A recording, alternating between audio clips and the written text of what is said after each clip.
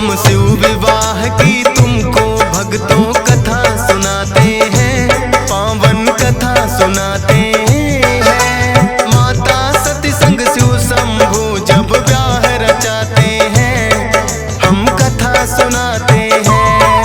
हम शिव विवाह की तुमको भक्तों कथा सुनाते हैं, पावन कथा सुनाते हैं। माता सती संग शिव शंभू जब ब्याह रचाते हैं, हम कथा सुनाते हैं। तुम हो नाथों के नाथ, तेरी जय हो भोलेनाथ।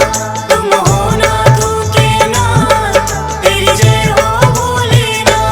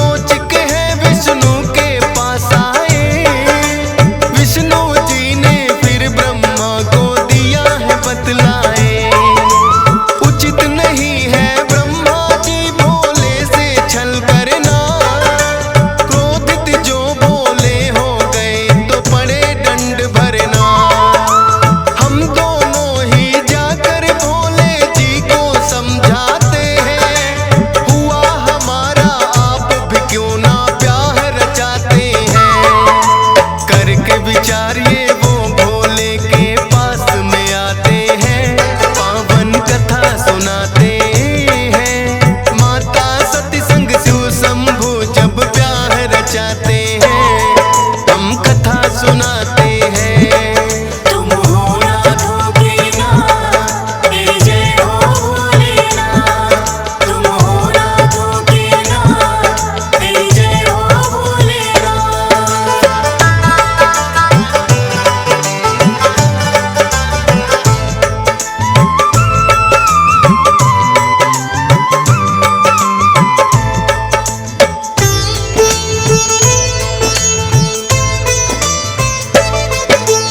बोले ब्रह्मा विष्णु बोले इतनी विनती है, बिन अर्धांगिनी नहीं किसी को मुक्ति मिलती है।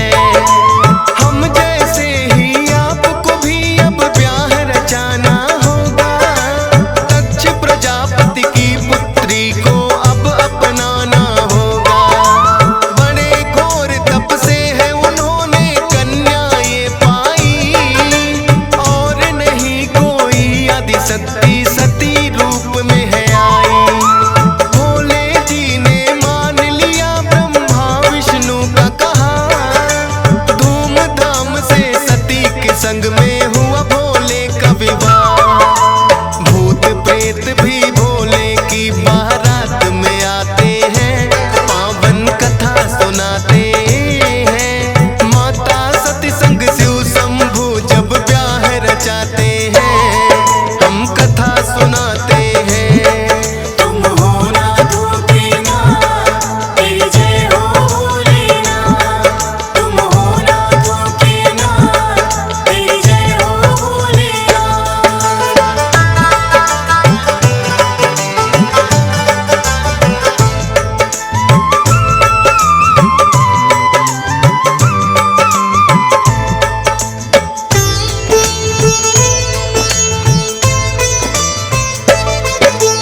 तीन लोक में शिव विवाह की हो रही है चर्चा, देवी देव सब शीश झुकाए करे पुष्प वर्षा।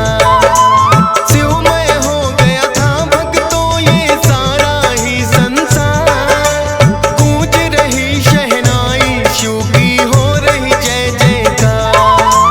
फिर तो घड़ी विदाई की भी आ ही जाती है, पिता दक्ष को छोड़ सती शिव को अपनाती है। दूल्हा रूप में खूब सजे हैं भोले भंडारी,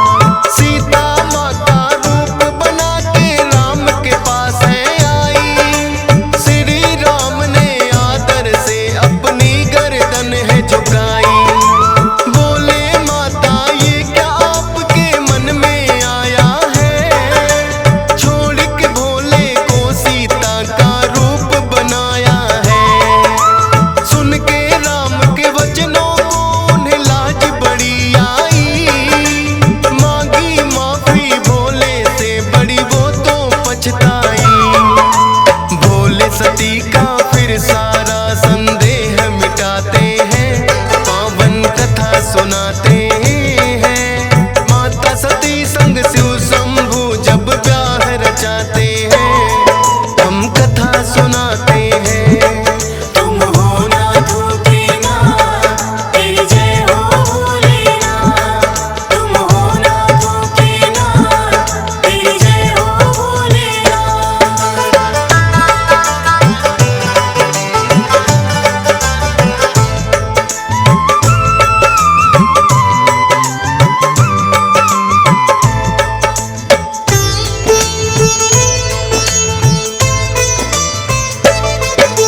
फिर प्रयाग में सब मुनियों ने महायज्ञ है किया, ब्रह्मा विष्णु भोले और दक्ष लिए यज्ञ में बुला। ब्रह्मा विष्णु और मुनियों ने दक्ष को किया प्रणाम, लेकिन भोले जी ने दिया ना उनकी ओर कोई ध्यान।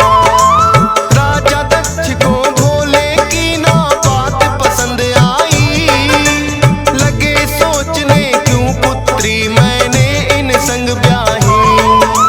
महायज्ञ राजा दक्ष ने फिर तो करवाया, सभी को भेजा न्योता ना भोले को बुलवाया। बोली शिव से सती के हम भी यज्ञ में जाते हैं, पावन कथा सुनाते हैं। माता सती संग शिव शंभू जब ब्याह रचाते हैं, हम कथा सुनाते हैं। तुम हो ना धोखे ना, तेरी जय हो भोलेनाथ। तुम हो ना धोखे ना, तेरी जय हो भोलेनाथ।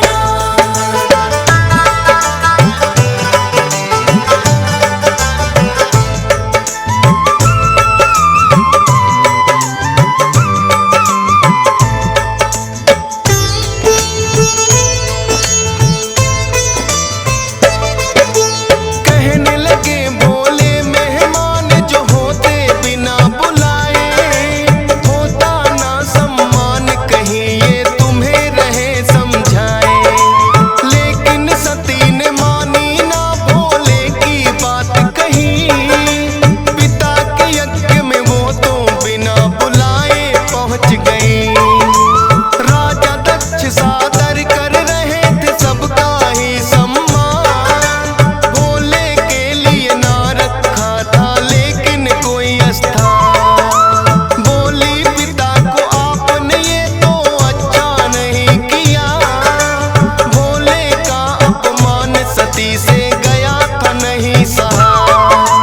कटु वचन फिर राजा दक्ष कुछ उन्हें सुनाते हैं, पावन कथा सुनाते हैं। माता सती संग शिव शंभू जब ब्याह रचाते हैं, हम कथा सुनाते हैं। तुम हो ना धोखे ना, तेरी जय हो भोलेनाथ। तुम हो ना धोखे ना, तेरी जय हो भोलेनाथ।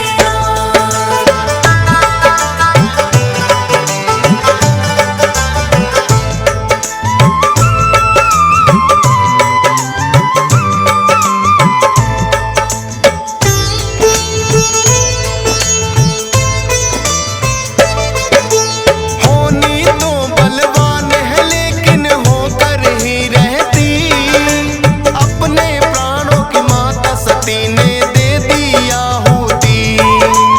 देखा जो सब देवों ने करने लगे त्राही मां, ना जाने अब क्या होगा इस सृष्टि का अंजाम। शिवगण दौड़े दौड़े फिर भोले के पास आए, हवन कुंड में कूदी माता रहे हैं बतलाए। खुल गया तीसरा नेत्र भोले क्रोध में है आए, जलती हुई सती को फिर हाथों में लिया उठाए। लेकिन जलती हुई सती तांडव दिखलाते हैं, पावन कथा सुनाते हैं। माता सती संग शिव शंभू जब ब्याह रचाते हैं, हम कथा सुनाते हैं। तुम हो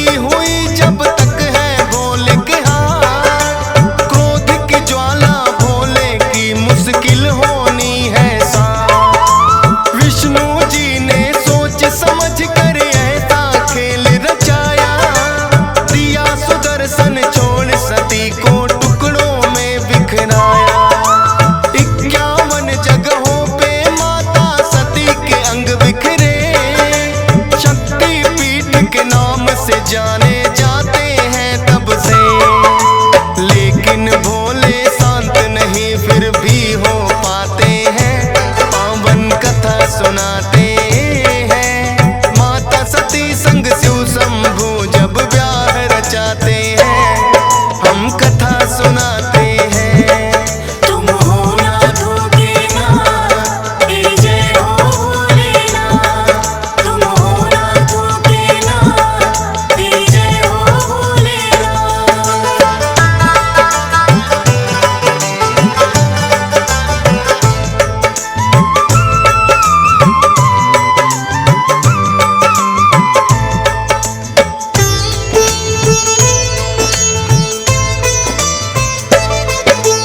वीरभद्र और काली का भोले ने किया निर्माण, बोले जाकर करो दूर जो दक्ष किया